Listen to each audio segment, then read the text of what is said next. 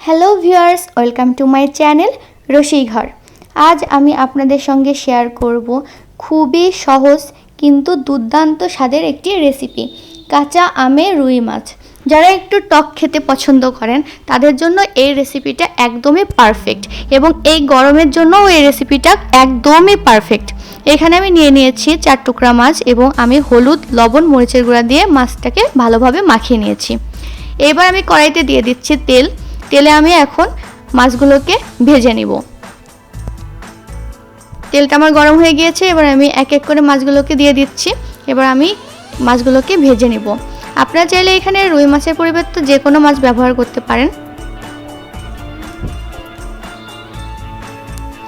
এবার মাছগুলোকে ভেজে নিতে নিতে আপনারা আমার চ্যানেলটাকে সাবস্ক্রাইব করুন। আমার চ্যানেলে নতুন হলে অবশ্যই আমার চ্যানেলটাকে সাবস্ক্রাইব করুন এবং পাশে থাকা বেল আইকনটি প্রেস করে দিন।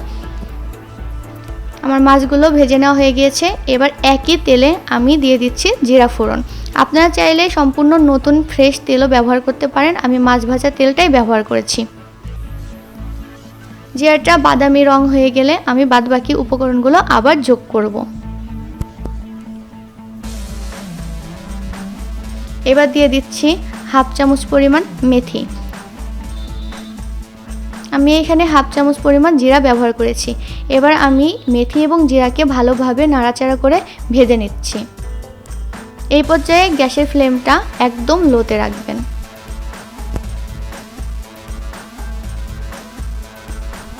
মেথি এবং জিরা থেকে এই পর্যায়ে খুব সুন্দর একটা ঘ্রাণ আসবে।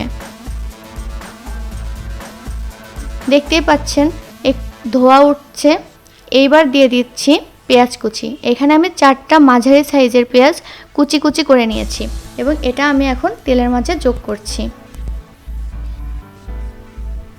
খুবই কম তেলে এই রান্নাটা, আপনারা দেখতেই পাচ্ছেন আমি খুবই কম তেলে এই রান্নাটা করেছি। এবার দিয়ে দিচ্ছি লবণ দেওয়ার ফলে পেঁয়াজটা একটু তাড়াতাড়ি নরম হবে। পেঁয়াজটাকে আমি ভালোভাবে ভেজে নিব। দেখতেই পাচ্ছেন ভিডিওতে আমার পেঁয়াজটা ভালোভাবে নরম হয়ে গিয়েছে। এই পর্যায়ে দিয়ে দিচ্ছি 1 চামচ পরিমাণ জিরা গুঁড়া, 1 চামচের একটু কম ধনিয়া গুঁড়া,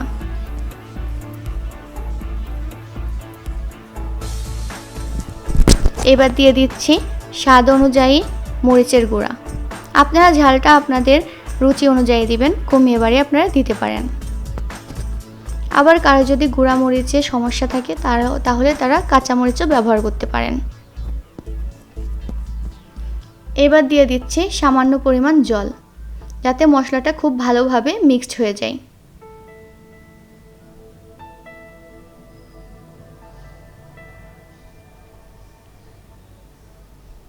দেখতেই পাচ্ছেন জলটা ফুটে উঠতে শুরু করেছে। এই পর্যায়ে দিয়ে দিচ্ছি আম। আমি এইভাবে আমগুলোকে ফালি ফালি করে কেটে নিয়েছি। আপনারা চাইলে আমগুলোকে কিউব করেও কেটে নিতে পারেন। আপনারা আপনাদের পছন্দ অনুযায়ী আমগুলোকে কেটে নিতে পারেন। এখানে আমি বড় একটা আমের হাফ ব্যবহার করেছি। আপনারা চাইলে একটু কম বা একটু বেশি দিতে পারেন। যদি টক খেতে বেশি পছন্দ করেন তাহলে আমের পরিমাণটা একটু বাড়িয়ে দিবেন, আর যদি মনে করেন যে টক একটু কম পছন্দ করেন তাহলে আমের পরিমাণটা কমিয়ে দিবেন। এবার আমি বেশ কিছুক্ষণ আমটাকে ভালোভাবে নেড়েচেড়ে নেওয়ার পর দিয়ে দিচ্ছি পরিমাণ মতো জল। আপনি ঝোলটা কতটুকু পরিমাণ রাখবেন তার উপর নির্ভর করছে আপনি কতটুকু জল অ্যাড করবেন। এবার দেখতেই পাচ্ছেন ঝোলটা ফুটে উঠেছে। এবার আমি বাদবাকি উপকরণগুলো দিয়ে দিচ্ছি 5 কোয়া রসুন। এখানে আমি মাঝারি সাইজের 5 কোয়া রসুন ব্যবহার করেছি। এবার দিয়ে দিব মাছ। আপনারা দেখতেই পেলেন কত সহজ এই রেসিপিটি, কত সহজভাবে এবং কত কম সময়ে আমি এই রেসিপিটি তৈরি করেছি। এবার আমি বেশ কিছুক্ষণ জাল করে নিব। দেখতেই পাচ্ছেন উপরে তেল উঠে এসেছে। এই পর্যায়ে আমি দিয়ে দিচ্ছি 4টা চিড়ে রাখা কাঁচামরিচ। এতে খুব সুন্দর একটা ফ্লেভার যোগ হবে। আমার রান্না শেষ। এবার আমি আপনাদেরকে পরিবেশন করে দেখাচ্ছি। দেখতেই পাচ্ছেন আমগুলো সিদ্ধ হতে খুবই কম সময় লাগে, সেজন্য এই রান্নাগুলো খুব তাড়াতাড়ি হয়ে যায়। আর মাছটা যেহেতু আমরা ভেজে নিয়েছি সেহেতু খুব বেশি সময় লাগার কথা নয়।